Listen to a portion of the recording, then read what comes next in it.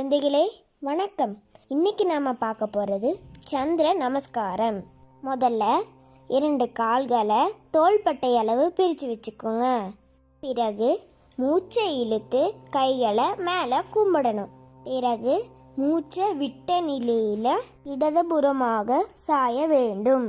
பிறகு மூச்சை இழுத்து நேராக நிமிரவும்.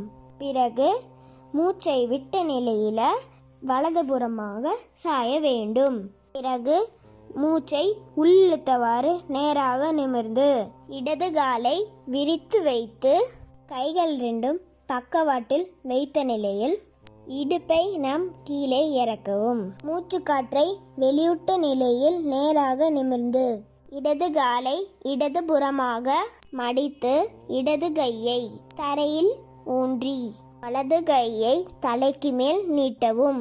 பிறகு மூச்சு காற்றை உள்ளிழுத்து வெளியிட்ட நிலையில் இடதுபுறமாக 2 கைகளை தரையில் ஊன்றி கால்கள் 2 நீட்டி முகம் முழங்காலை தொடவும். பிறகு மூச்சு காற்றை உள்ளிழுத்து பிறகு 2 கைகளை தரையில் ஊன்றிய நிலையில் இடது காலை மடித்து வலது காலை பின்புறம் நீட்டி முகம் மேலே பார்க்கவும். பிறகு மூச்சை வெளிவிட்ட நிலையில் இடது காலை மடித்து வலது காலை நீட்டி கைகள் கும்பிட்ட நிலையில் அமரவும். பிறகு உடனே வலது காலை மடித்து இடது காலை நீட்டி அமரவும். பிறகு மூச்சு காற்றை உள்ளிழுத்து வலதுபுறமாக கைகளை தரையில் ஊன்றி வலது காலை மடித்து இடது காலை நீட்டி முகம் மேலே பார்க்கவும். பிறகு மூச்சு காற்றை மெதுவாக வெளிவிட்ட நிலையில் கைகள் 2 தரையில் ஊன்றி கால்கள் 2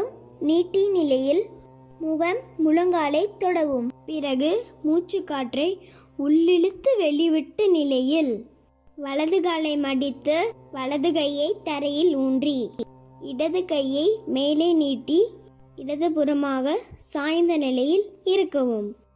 பிறகு மூச்சு காற்றை உள்ளிழுத்து வெளிவிட்ட நிலையில் கைகள் 2 பக்கவாட்டில் வைத்த நிலையில் கால்களை மடித்து நேராக அமரவும். பிறகு மூச்சு காற்றை உள்ளிழுத்து வலது காலை எடுத்து 2 கால்களையும் தோள்பட்டை அளவு விரித்து வைக்கவும். கைகள் 2 கும்பிட்ட நிலையில் மூச்சு காற்றை வெளிவிட்ட நிலையில் வலதுபுறமாக சாயவும். பின்பு மூச்சு காற்றை உள்ளிழுத்து வெளிவிட்ட நிலையில் இடதுபுறமாக சாயவும்.